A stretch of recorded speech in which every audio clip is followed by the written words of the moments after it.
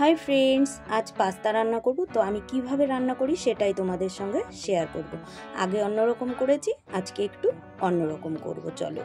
এদিকে দেখো পেঁয়াজ কুচিয়ে রেখেছি, কোয়া কোয়া ছাড়িয়ে নিয়েছি। এদিকে আলু একটু টুকরো টুকরো কেটেছি, আর এখানে লঙ্কা কুচিয়ে রেখেছি। আর এদিকে দেখো আমি পেঁয়াজ কুচি করে সেগুলিকে তেলের মধ্যে দিয়ে একটু সুন্দর করে ভেজে নিচ্ছি। আর এর মধ্যে কিন্তু আদা কুচিও আমি দিয়ে দিয়েছি। তো এবার চলো আলুগুলিকে দিয়ে দিই। টুকরো করা যে আলুগুলি ছিল সেই আলুগুলিকে এর মধ্যে দিয়ে দিই। তো আলুগুলিকে কিন্তু দিয়ে দিয়েছি। আলুগুলিকে দিয়ে আমি সুন্দর করে একটু নাড়াচাড়া করে নিচ্ছি। তো একটুখানি নাড়াচাড়া করে এবার এর মধ্যে যে লঙ্কা কুচিয়ে রেখেছিলাম সেই লঙ্কা কুচিগুলি দিয়ে দিচ্ছি। কারণ এখন লঙ্কা কুচিগুলি যদি আমি দিই তাহলে সুন্দর মিশে যাবে এর মধ্যে। তো লঙ্কা কুচিগুলিকে দিয়ে সুন্দর করে মিশিয়ে নিই। এবার এর মধ্যে আমি আগে থেকে যে টুকরো টুকরো করে রেখেছিলাম পেঁয়াজগুলি, সেই পেঁয়াজগুলি দিয়ে দিয়েছি। দিয়ে এবার সুন্দর করে ভেজে নেব।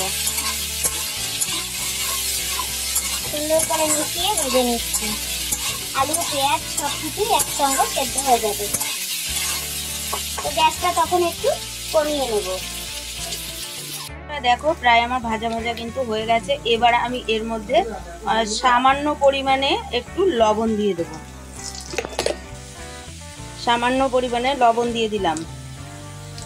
যেহেতু পাস্তায় আগে লবণ দেওয়া ছিল তাই জন্য আমি এখন অল্প পরিমাণেই লবণটা কিন্তু দিয়েছি। আর সামান্য একটু মানে হলুদ দেব, একদম সামান্য। তো বন্ধুরা কড়াই থেকে আলুগুলিকে নামিয়ে নিয়েছি। এবার একটা ডিম ভেজে নেব এর মধ্যে।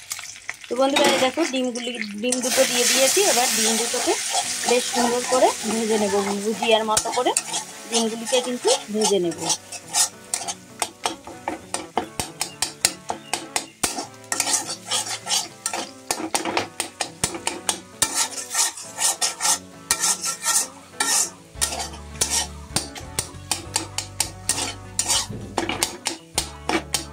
তো আমার ডিমগুলি কিন্তু ভাজা হয়ে গেছে। এবার আমি যে আলু পেঁয়াজগুলিকে ভেজে রেখেছিলাম ওগুলিকে এর মধ্যে দিয়ে দেব। দিয়ে এবার ডিমগুলির সঙ্গে মিশিয়ে নেব। দেখো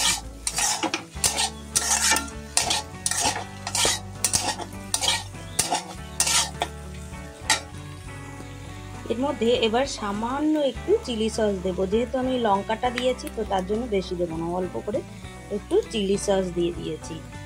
আর এবার দেব আমি একটু সয়া সস দিয়ে দিয়েছি। দিয়ে এবার সুন্দর করে মিশিয়ে নেব।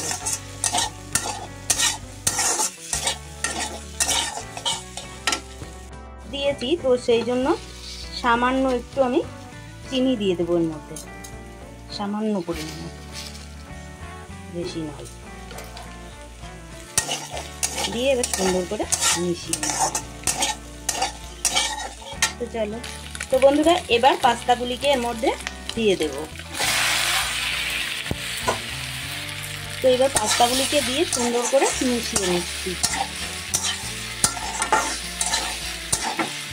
এবার আমার সুন্দর করে কিন্তু মেশানো হয়ে গেছে। এবার মিশিয়ে নিয়ে এর মধ্যে আমি দিয়ে দেব সামান্য একটু গোলমরিচের গুঁড়ো। একটু স্বাদ বাড়ানোর জন্য দিলাম গোলমরিচের গুঁড়োটা। যেহেতু আমি লঙ্কা দিয়েছি তো সেই জন্য সামান্য দিয়েছি। এবার দিয়ে দিচ্ছি ম্যাগি মশলা, পাস্তা মশলা দিয়ে এবার সুন্দর করে একটু আবারও মিশিয়ে নেব।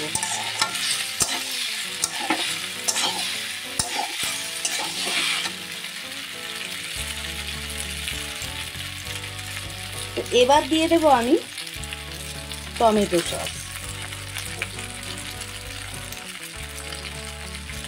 এটুকু দিলেই হয়ে যাবে। দিয়ে এবার সুন্দর করে মিশিয়ে নিই। নামানোর আগে আমি কুচিয়ে ধনেপাতা দিয়ে দিচ্ছি। তো একদম কুচিয়ে দিলে মিশে যাবে, তো তার জন্য আমি একটু বড় বড় রেখেছি কিন্তু ধনেপাতাগুলিকে। তো এগুলিকে মিশিয়ে নামিয়ে নেব। চলো।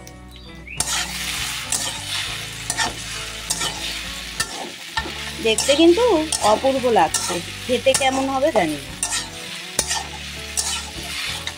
তো এভাবেই টিফিনের জন্য বানিয়ে ফেলো, সবার ভালো লাগবে।